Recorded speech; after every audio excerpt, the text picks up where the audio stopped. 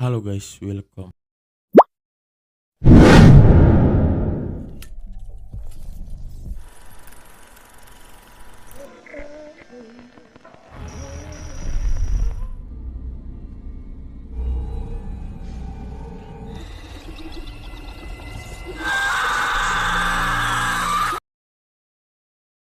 Film berawal pada sebuah keluarga cemara, terdiri dari sang ayah yang bernama Ellison.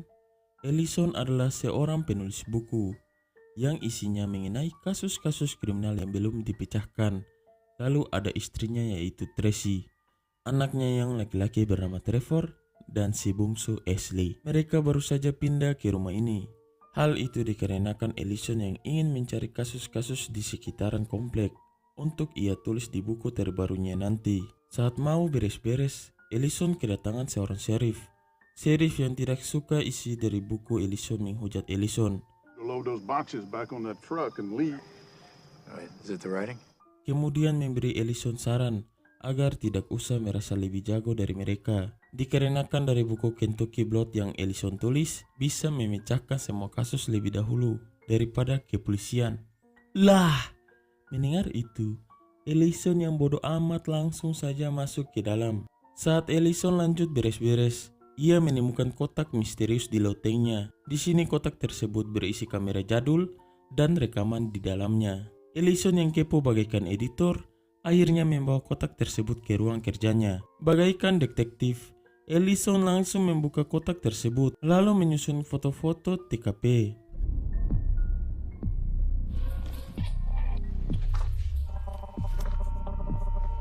Kemudian ia memutar rekamannya yang berjudul Keluarga yang sedang didisko nyawa oleh orang misterius. Dari rekaman tersebut, salah satu anak dari keluarga yang dibantai hilang yaitu Stephanie. Selesai melihat isi rekaman itu, Ellison yang kena mental langsung keluar dari ruangannya. Di sini tiba-tiba ada bayangan anak kecil lewat, dan ternyata itu hanyalah Ashley yang terbangun karena mau ke kamar mandi. Setelah dari kamar mandi, Ellison mengantar anaknya agar tidur kembali. Saat melihat lukisan yang digambar anaknya, Ellison langsung memuji Ashley. Setelah dari kamar Ashley, Ellison kembali melihat rekaman yang satunya lagi, yang berisi sebuah keluarga yang dibuat layaknya singkong bakar di dalam mobil. Di sini Ellison berniat untuk melaporkan rekaman tersebut yang ia temukan.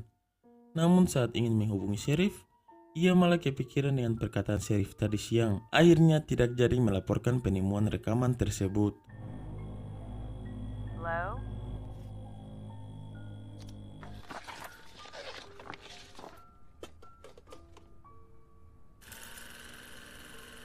Ketika ingin lanjut menonton rekaman yang lainnya, terdengar dari luar ada sesuatu. Ellison yang mengira itu adalah maling ayam langsung keluar untuk mengeceknya. Lalu tiba-tiba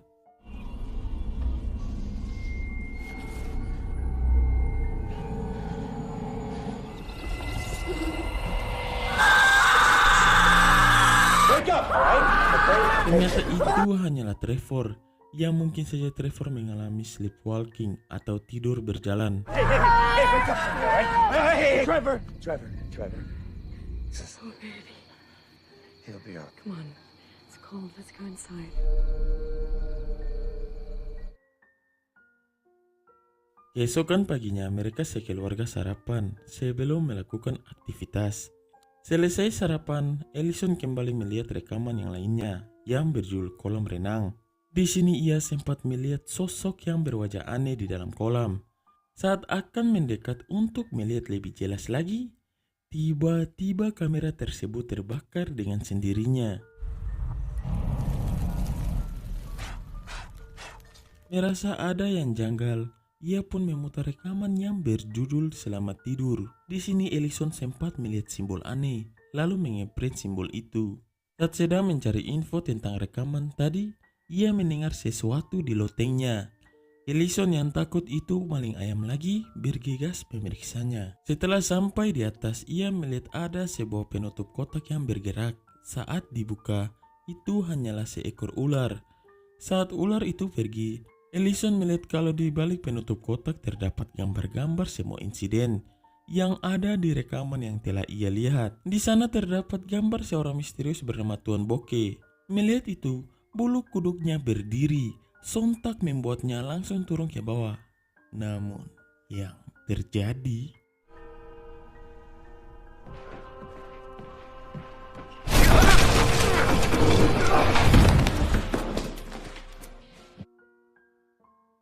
I think you should get stitches.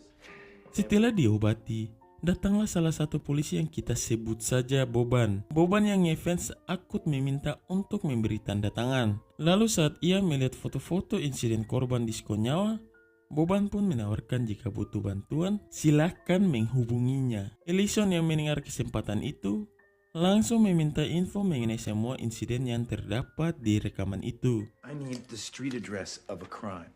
Burned alive, parked inside their own car. This is related. Oh, no, I'm just... Thank you very much, Deputy So-and-so. Keesokan paginya, saat sedang menikmati secangkir kopi, Boban menelpon, lalu memberikan semua info yang Ellison minta. That died in their garage in 1979 in their car. Wait, did you say 2976? Di sini Ellison yang sedang mencari info lebih lanjut, ia melihat rekaman semalam yang mana dirinya semalam terjatuh dari loteng, seakan-akan didorong oleh tangan-tangan makhluk goib.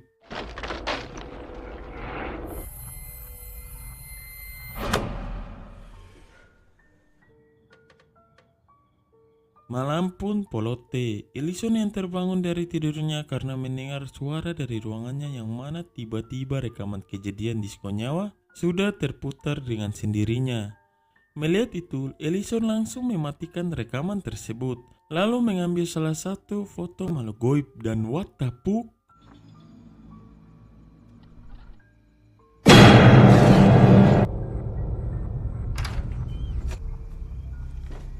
Ellison yang mengira itu maling ayam langsung memeriksanya keluar. Setibanya di luar, ia hanya mendapati seekor jigong. Ketika sedang menenangkan Dogi, ia tidak menyadari kalau di belakangnya ada bocil-bocil kematian. Merasa ada yang aneh, Ellison pun masuk lagi ke dalam. Good dog. Bad. My bad. Yeah, I can bash your head in. Okay. Keesokan paginya, Boban datang lagi dan memberikan lebih banyak informasi. Di sini Boban menyarankan, kalau mau tahu info tentang simbol aneh yang terdapat di setiap rekaman itu, lebih baik tanyakan langsung ke seorang profesor. We live family on fire. In St. Louis, he slit their throat. In each instance, the killer murdered the crime scenes. That looks like something. There's a professor over there, Professor Jonas. That's what I need you to find out. Pada malam harinya, Ellison melihat rekaman yang berjudul Pemotong Rumput. Ketika sedang memperhatikan rekaman itu, yang terjadi, awas.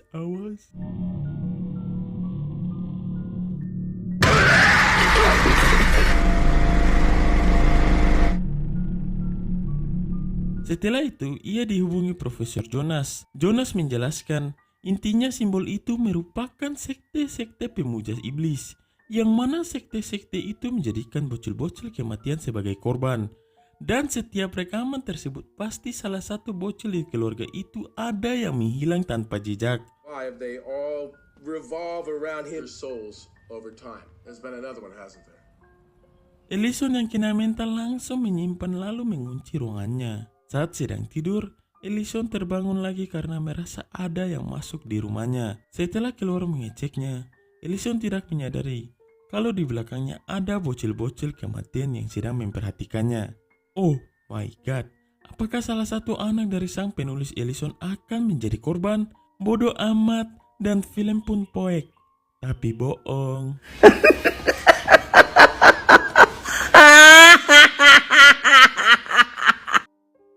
Keesokan paginya, terlihat Tracy sudah marah-marah ke Ashley. Dikarenakan Ashley kepergok melukis di tembok. Ashley kemudian mengatakan kalau Stephanie melarangnya melukis di kamar itu karena dulu itu kamar saudara laki-lakinya. Oh my god, ternyata rekaman pertama tadi yang kita lihat adalah halaman rumah ini.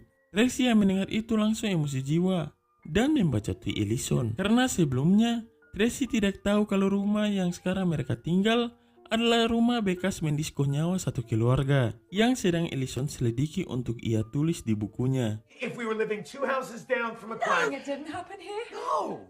This place came on the market. It was a steal. The owners of this home were hung.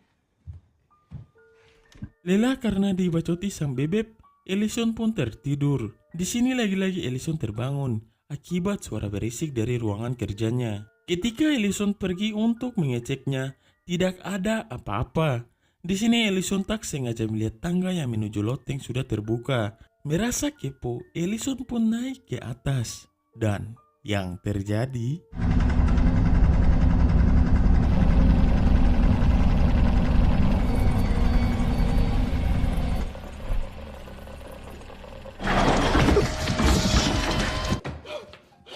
Insiden itu membuat Ellison panik dan sangat-sangat kena mental.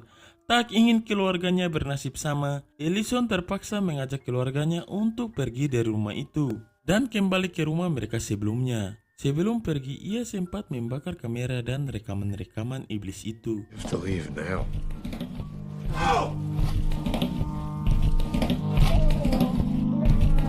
There's much road between us and this town, so we can't. Saat sudah kembali ke rumah lama mereka, Ellison menghubungi Profesor Jonas lagi. Di sini Profesor Jonas mengatakan jika anak-anak yang telah melihat lukisan-lukisan itu rentan untuk dirasuki. Mendengar itu, Ellison tidak terlalu memperdulikannya karena saat ini ia sudah keluar dari rumah itu. Exposed to the images. People would no longer have access to this world, right? Ketika ia pergi ke loteng, Ellison malah menemukan kotak kamera jadul dan rekaman itu. Lalu di sini Boban tiba-tiba menelpon dan mengatakan bahwa setelah ia mencari tahu tentang insiden-insiden itu, Boban tidak sengaja menemukan susunan peristiwa yang mana setiap bekas tempat keluarga yang dikirimkan ke alam barja pasti akan terus-menerus berkelanjutan sampai akhirnya rumah yang terakhir yaitu rumah keluarga yang sempat Ellison tinggal. Naas sekali. Keluarga Ellison yang sempat tinggal di rumah bekas insiden tersebut otomatis akan terjadi juga pada keluarga Ellison. Ellison kemudian mendapat sebuah potongan insiden-insiden semua rekaman yang terjadi pada keluarga-keluarga yang ada pada rekaman itu. Dan ternyata setiap bocil kematian yang hilang itu, merekalah yang sudah dirasuki hingga tega mengirimkan keluarga mereka sendiri ke alam barja. Lalu, yang terjadi...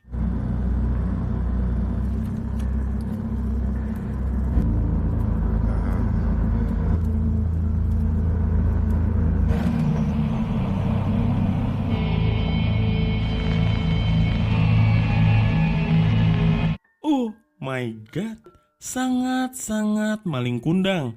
Loli pun sungkem. Apakah ada kelanjutannya?